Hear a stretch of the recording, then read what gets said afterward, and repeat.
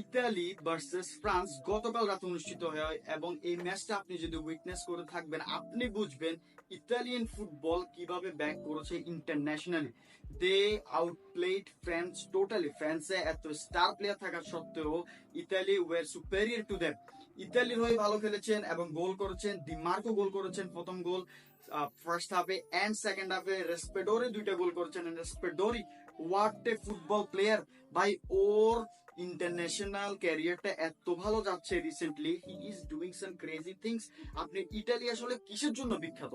Italy বিখ্যাত হচ্ছে তাদের লো ব্লক মেনটেনের জন্য, তাদের ডিফেন্সিভ লাইন মেনটেনের জন্য, তাদের মিডফিল্ড থেকে কাউন্টার অ্যাটাকের জন্য অনেক বিখ্যাত। So that's what they have done in their last game against France. অন্যদিকে আপনি যদি ফ্রান্সকে দেখেন, ভাই ফ্রান্স কি ফুটবল খেলতেছে? France is not playing their best game. আপনি এমবাপ্পেকে দেখেন, তার কোনো ক্লু নাই। সে বারবার খালি ডিপ ডাউন নামতেছিল। ভাই এমবাপ্পে, তুমি যদি বারবার ডিপ ডাউন নামো, ডিপ ডাউন থেকে বল যদি প্রোগ্রেস করাতে যাও, who would play in the centre বা who would make those overlapping runs? ভাই থার্ড ম্যান রানিং নাই কোনো আপনার ফ্রান্সে। গ্রিজম্যানের ক্ষেত্রে দুই তিনটা চান্স, গ্রিজম্যান যদি ভালো ডিসিশন, কুইক ডিসিশন মেক করতে পারতো, he could have easily take those chances, but he didn't. I don't know why. Griezmann game was totally I am devalued. আমার মনে হয় ভালো গেম হয় নাই আপনার গ্রিজম্যানের গতকাল। এবং আরেকটা প্লেয়ারকে নিয়ে আমি বলতে চাই, ফোফানা।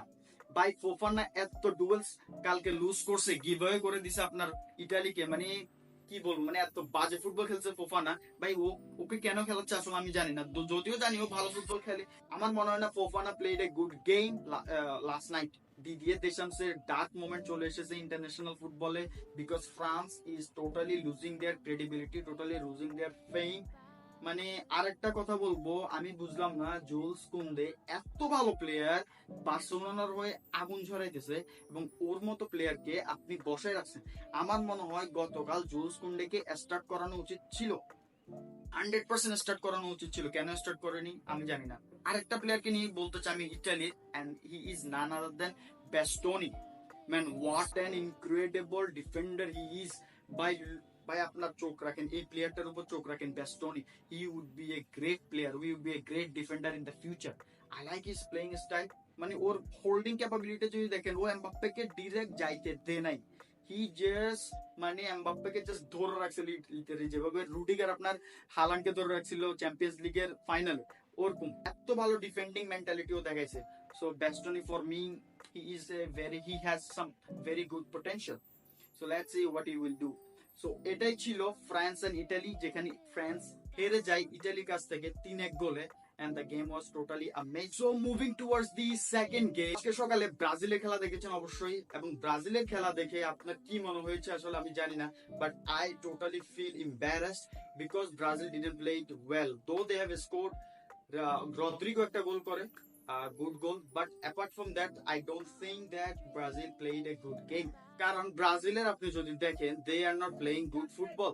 তাদের মিডফিল্ডে কোনো মোবিলিটি নেই, তাদের মিডফিল্ডে কোনো ভালো যে প্রবলেমের একটা সলিউশন দিতে পারবে, ভালো ওভারল্যাপিং পাস দিতে পারবে, লফটেড পাস দিতে পারবে, বা কেউ একজন ভালো ওভারল্যাপিং রান দিতে পারবে লেফট হ্যান্ড সাইডে, ওরকম নাই। ভিনিসিয়াস যদিও দিচ্ছিল overlapping run right hand side থেকে, but there is a great miss of Rafinha. If Rafinha was there, then he probably might create some chances for Brazil.